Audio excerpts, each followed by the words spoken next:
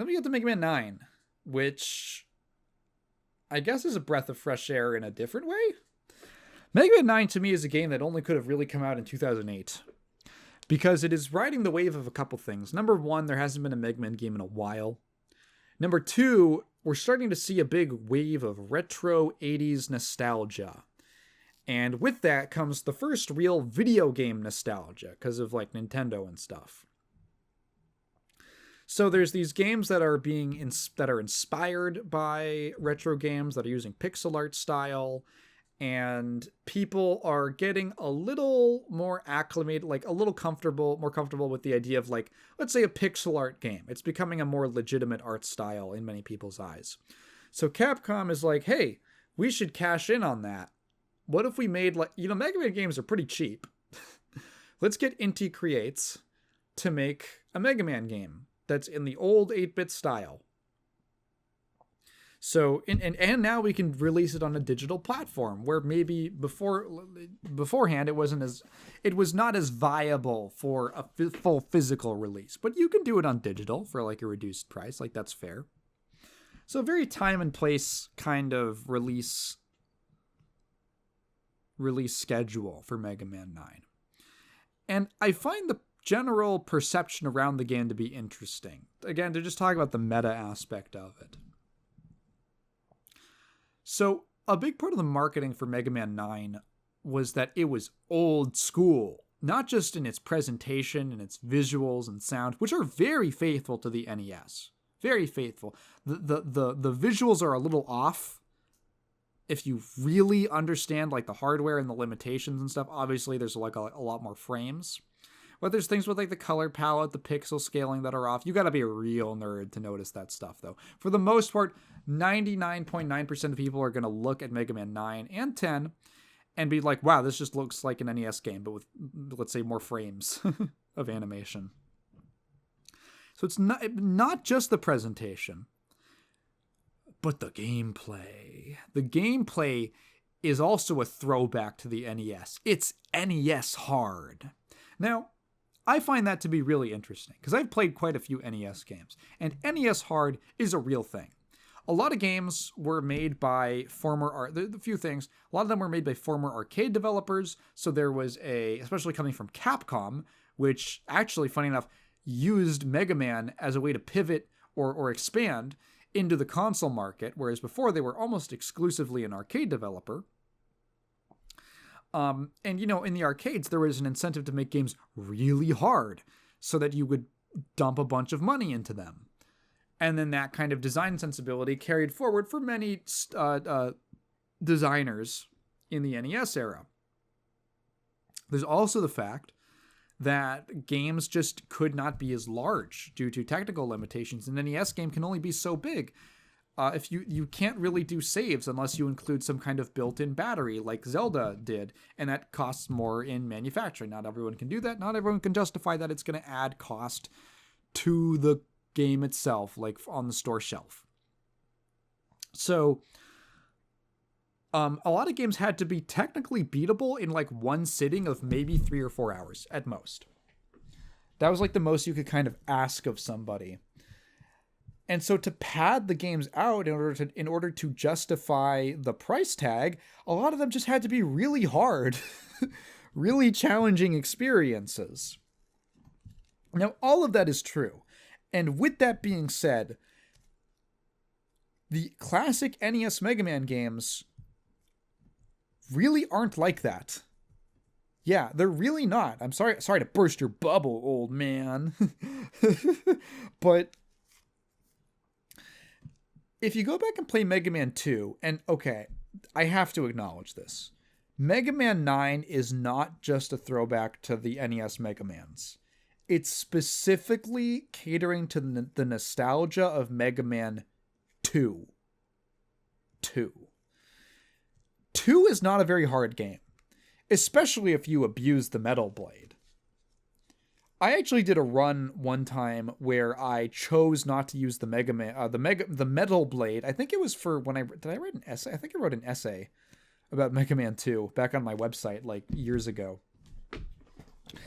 And I I did a challenge run, basically, where I think I only used the Metal Blade for, like, the bosses that it was weak to, but in the regular stages, I chose not to use it. And you know what? Mega Man 2, when you do that, is a nice level of challenge. It's a nice, challenging game with some interesting weapons, some that are definitely undertuned, some that are pretty cool and useful in enough situations to be fun and feel like you have a wide repertoire of moves. But yeah, it's like a relatively balanced experience if you just take that one weapon out. But even then, it's not crushingly difficult. Now, here's the thing. Mega Man 9 is nothing like the NES Mega Man games. It is nothing like those games in terms of difficulty. It is way harder. It's significantly harder. I would make the comparison to, like, what the Plutonia experiment is to Doom 2. It is designed to bust your fucking balls every single stage. And the reason for that, I didn't understand that. I was like, this is kind of dumb. Until I read this one YouTube comment that totally elucidated it for me. Mega Man 9 is not a throwback to Mega Man 2. It's a throwback to what Mega Man 2 felt like to play as a 5-year-old. And suddenly it makes a lot of sense. If you play enough Mega Man games, none of the classic series games are going to be that difficult. They're going to be kind of breezy.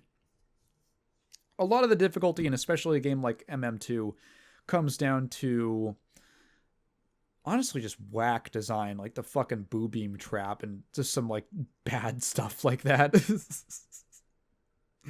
That's where the game, like, I think is actually quite challenging. Some of the bosses are really hard, like Quick Man, I guess, if you don't have if you don't have Flash Stopper. Time Stopper, that's what it's called. And Bright Man's weapon is called the Flash Stopper. Isn't that weird? Anyway, they're not that hard if you are, like, an adult who's played a lot of video games, and especially a lot of Mega Man games.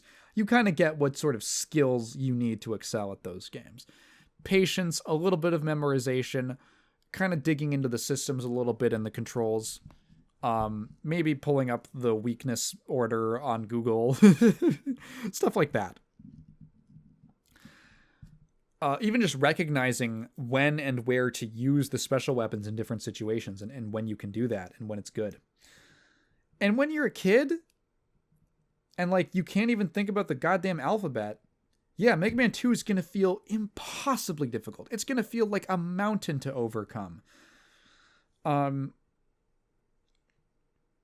There's a song, I Can't Beat Airman. Airman got Tausenai. Which is about how Airman is so hard. Airman's not that hard, man. Hard Man's in Mega Man 3. Airman's not that difficult of a boss. He just feels difficult. Well, first of all, because he has a bullshit, literally random spread on his shots. But also because you were, like, 6 when you played it. Dog, yeah, it felt harder. So Mega Man 9 has to be as hard as Mega Man 2. Like, you remember Mega Man 2 feeling. Which kind of puts it in this category of kitsch. It's like NES kitsch. It is calling back to the memory of something that never really existed. The difficulty that was never really there. And I just find that kind of odd. It almost makes it difficult for me to have a dialogue with the game because it feels like it is so overbearingly trying to remind me of Mega Man 2, a game which I don't think is the best by any means in the series. That's the other thing, is it's so into its worship of 2 that, like, I think it like in some ways it kind of limits the game unnecessarily. And it also is like, I'm constantly being reminded of this, of like one of, I think, sort of the weaker entries in the Mega Man franchise. Like, okay, part of the throwback is that they just remove a bunch of features from previous games. And honestly, stuff that I don't think was necessary at all. You can't do quick weapon swaps. You got to go to the menu. Okay, fine. No slide and no charge shot. That's a big deal. The charge shot I'm actually okay with. I am fine with it. The charge shot created another balance challenge for the designers of Mega Man, because basically, like, the charge shot creates this conundrum where a fully charged shot deals like 3 points of damage. A regular lemon does 1. The half charge does 2, right? Intuitively. So you kind of have to make the other weapons viable in an environment where you can deal like 3 points of damage at long range, completely safe at no cost, with just like a little bit of time. And that's a challenge. And there's plenty of games in the series that overcome that and justify the other weapons. But sometimes you're like Mega Man 5 and every weapon fucking sucks and you just use the Mega Buster the whole time because it's broken. Mega Man 2 doing away with the charge shot, I think, is fine. It definitely makes the other weapons feel more justified. The charge shot the regular Mega Buster feels like a basic weapon that's just your regular workhorse. And the health totals are tuned such that it never feels like super weak. It never feels bad to use the Mega Buster. It's fine. Do I like the charge shot? Yeah, I just like the simple act of charging it up and unleashing a big shot. It's cool. But the game is designed, it takes that into account. The lack of a charge. What I really miss is the slide. I miss the slide so badly. And I think that not having the slide kind of limits the design more than it expands it. The design of you're able to do so much more, I feel like, with enemy and hazard design if you have the slide as a mobility option on the table. I'm also just constantly, I'm so used to it in every other game that I feel like I'm constantly watching things happen in Mega Man 9, and I'm just thinking, slide opportunity. I'm seeing moments that you could slide, and I can't, and it's frustrating. It's a bummer. I wish these games had it. Technically they do. You can play as Proto Man, although Proto Man takes like double fucking damage, so he's basically the hard mode in an already brutally difficult game. And I don't know if the slide is entirely worth that. So talking about the game, like, what do I mean when I say it's really difficult? Is specifically in ways that the NES games never were. So first of all, there's just spikes and pits everywhere. There is instant death hazards just slathered across every single stage. It is so much, mistakes are so much more punishing in this game because of just how much instant death there is. There were several moments, many times throughout Mega Man 9, where I just thought, man, it feels like I don't even care about how many hits I'm taking. Like, my health doesn't matter because I am more likely to die from some instant death bullshit. just somewhere, right? Some spike, some pit. The first stage I tried was Plug Man, and oh my god, that's really bad. That stage is really bad in terms of insta death. It is because it's the disappearing block puzzles. It's like half the stage, man. You just got to do so much. Oh my god, you got to do so much. Eventually, I actually ended up beating Concrete Man first, who I thought had a very fun fight and a pretty good stage, like a fun stage to get into. If Mega Man 8 had very little what I call meat and potatoes Mega Manning, 9 is entirely meat and potatoes Mega Manning, like to the nth degree. introduction, escalation, twist, resolution. Although sometimes the resolution isn't really that easy, which kind of defeats the purpose of the structure.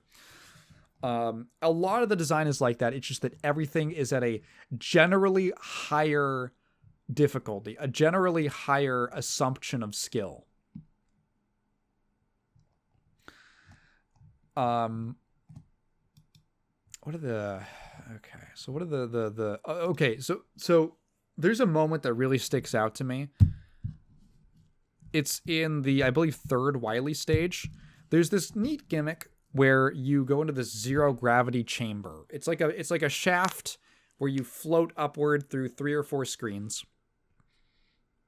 And the gimmick is that you cannot move left. The only way you can move left and right is by shooting in the opposite direction. You've kind of got to propel yourself in the other in the direction you want to go. So that's cool. Naturally they put spikes and floating enemies all over that, and you got to like move around. It's not too bad, right? It's not too bad. The physics are weird. The physics are definitely weird, and even once you've done it a few times, it still feels weird of how fast you accelerate and decelerate. You could bring yourself to a short stop by like just firing again in the opposite in another direction that you're going. But yeah, it is definitely a little bit awkward, but not terrible. You get to like the very last screen where they have you do this, and there is now essentially a switchback of spikes. You have to go all the way to the right and then all the way to the left, and you got to do it with pretty tight timing, or else you're gonna fly. You're going to touch the spikes and die instantly. You got to weave your way through. There's a ladder at the top of the screen that's a little bit off of the far left, a little bit away from the far left. If you get through that like spike switchback and then shoot and just blast your way to like rocket to the far left side of the screen, if you hit the left side of the screen, a fucking grabby robot comes down, grabs you out of nowhere, and flings you into the spikes uncontrollably. You cannot do anything about it. That happened to me. I just went, what the fuck? Genuinely, what the fuck? Are you fucking serious? There is nothing like that in the NES games. There is nothing like that. It's genuine, like straight up dickish, like fucking John Romero design. Like when Romero really wants to be mean to you. And sometimes it'll just come out of nowhere. The bosses, even with their weakness weapons, are still... I found several of them to be kind of difficult. Just because of the way that they jump around. And how much stuff will be going on in their fight. Hornet Man was difficult with like all of the... Even if you have his weapon, the magma like shotgun thing... He sends these Hornet buzzer drones around, and they're just constantly flying around and repositioning, and you got to take care of those. But you got to take care of ads, which is kind of rare in a Mega Man game. Yeah, it is a good game. I don't know how much I really like it. It just kind of pissed me off. I look at Mega Man 9 as a game that's really, really difficult and solid for what it is. But I don't really know if I'd ever want to replay it anytime soon, just because it's so... I don't know. It just feels like too much a lot of times. Like, it's a real labor to play this game. And there's just, like, some stuff that I find kind of bullshit. There are just spikes everywhere. It's everywhere. What are some stages and weapons that I liked? Galaxy Man, I liked his stage. Magma Man, I thought had a cool stage. Hornet Man's is pretty neat. I think Concrete Man's is cool. Jewel Man has a little too much in the spike department for me. Plug Man's is pretty annoying with all the pits and the blocks. What happens in Tornado Man's stage? I gotta refresh my memory. What does it even look like? Oh, it's got the weather. Oh, yeah, that pissed me off with the the rotate. I spent a lot of time on that. That wasn't too bad because, again, it was like very front loaded. And once I got through it, it wasn't too bad. Splash Woman, the first the first female Robot Master boss in the series, which is neat. She has she's got a pretty decent underwater stage. Is cool. What else? Any other Robot Masters I don't remember?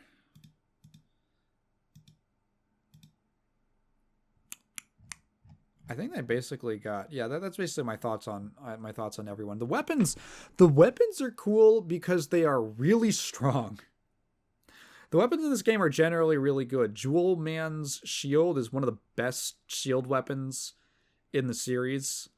It's just very strong. You can shoot it as a projectile. It reminds me a lot of Star Crash from Mega Man 5, but even stronger. Star Crash is pretty fragile. I think you can only absorb like one hit, but I really like using it. Jewel Satellite is just like that.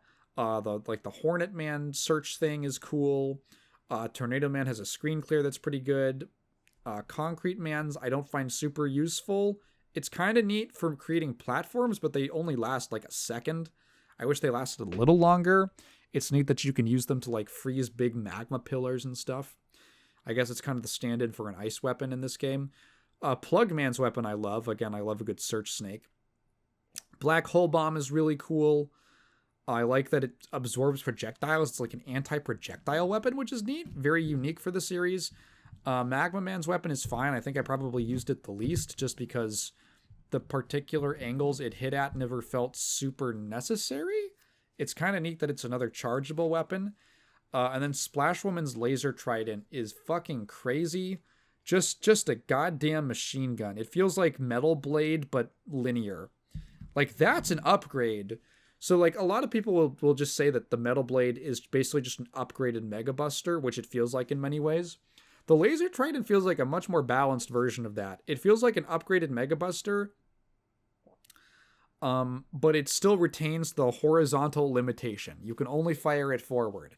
It goes rapid fire, and it does a ton of damage, and it will just literally just go through enemies with shields. So that's cool. And it can destroy blocks. It can destroy certain blocks. That's neat. The weapons just feel really good to use, and they feel widely applicable in a lot of situations. They're pretty cool. The music's nice. I mean, it's a classic Mega Man game. The music's usually good. There's a lot of mini bosses. Oh, hang on. To go back to 8, something that annoyed me with 8, specifically the version on the collection, it's the PlayStation version.